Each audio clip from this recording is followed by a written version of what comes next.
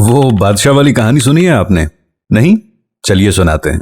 एक दफा का जिक्र है, से शुरू करते हैं, लेकिन ये जिक्र बार बार का है। एक बादशाह किसी बाजार से गुजर रहा था। गुजरते हुए उसने देखा कि वहां एक आदमी 2 रुपए में गधा बेच रहा है। अगले दिन बादशाह फिर वहां से गुजरा। उसने देखा कि वही आदमी वहां बैठा गधा बेच रहा था। बादशाह वहीं पे रुक गया और उससे पूछा कि ये गधा कितने का है। आदमी ने हुलिये से पहचान लिया कि ये बादशाह है। उसने बादशाह को कहा, बादशाह सलामत, इसकी कीमत 50 रुपए है। बादशाह कहने लगा, कल तो तुम 2 रुपए का बेच रहे थे।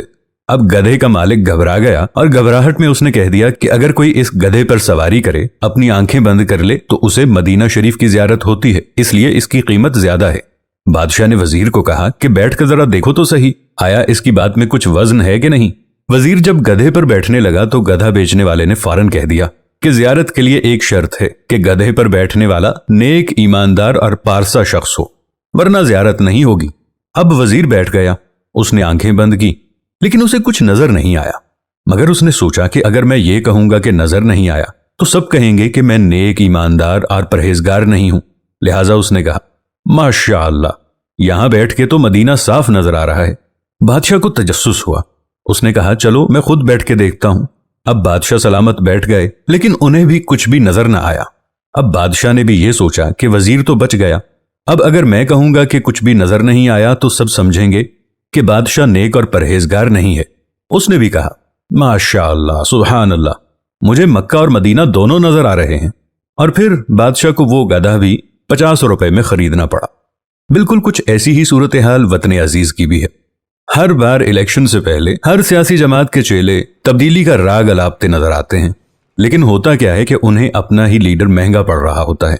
पाकिस्तानी अवाम जहनी तौर पर यह तो समझ चुके हैं कि हमारे लीडर्स में वो खूबियां नहीं हैं जो वो हमें माजी में खड़े होकर बयान फरमाया करते थे। मगर अब सूरत हाल ऐसी हो चुकी है कि अब ये तब्दीलियों की हड्डी न हम निगल सकते हैं न उगल सकते हैं। और हर सियासी जमात के चेले ये बताते फिरते हैं कि हमारा लीडर हमें मदीना की रियासत दिखाएगा। इसका हल ये है कि इंतखाबात के दौरान एक दयानतदाराना और बेलाग मुकालमे की जरूरत होती है। इस मुकालमे के जरिए आम आदमी भी ये जान जाता है कि आने वाली हुकूमत क्या करने की सलाहियत रखती है और इसके लिए वसाइल कहां से लाएगी। इस तरह इंतखाबी अमल झूठे वादों, गलत बयानियों और धोखादही के मरहले से निकलकर एक ऐसे मरहले में दाखिल होता है जहां अवाम मसाइल से पूरी आगाही के बाद अपनी राय देते हैं। लेकिन हमारे यहाँ तो सियासी मुखालिफिन से बात तक न करने बल्कि दौरान हुकूमत सियासी मुखालिफिन से इंतकाम लेने की ही रिवायत है। ऐसे में हम तो सिर्फ दुआ ही कर सकते हैं कि अल्लाह इस कौम को ऐसे लीडर अता फरमाए जिनके लिए शरीफाना तर्ज सियासत और अवाम की खुशहाली तरजीह हो। आप भी इस हवाले से कोई राय देना चाहते हैं तो नीचे कमेंट्स में जरूर लिखेगा। मिलेंगे नई वीडियो के साथ, तब तक के लिए अल्लाह निगहबान।